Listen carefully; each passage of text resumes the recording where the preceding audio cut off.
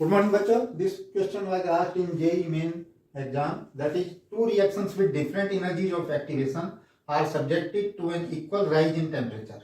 In which case, the percent rise in value of K per degree rise in temperature will be more. That is, the reaction with greater EA or with lower EA.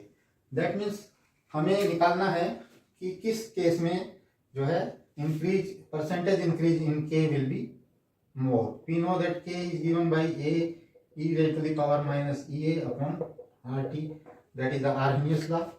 तो इसको अगर हम differentiate करें with respect to temperature, we will get dk by dt is equal to A is a constant, then d by dt of this, that is into d by dt of minus EA by RT.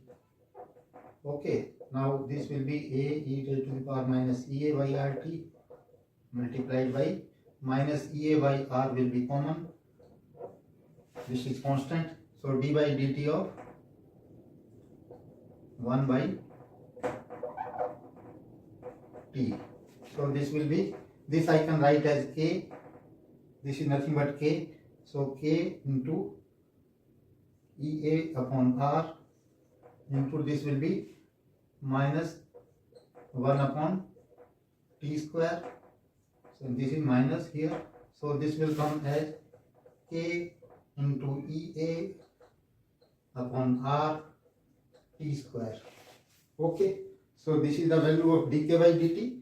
So we can write this as dk upon K into 1 by dt equal to EA upon RT square.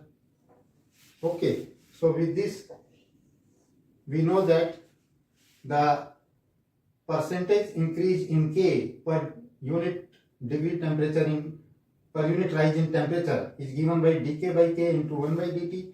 So it is directly proportional to EA.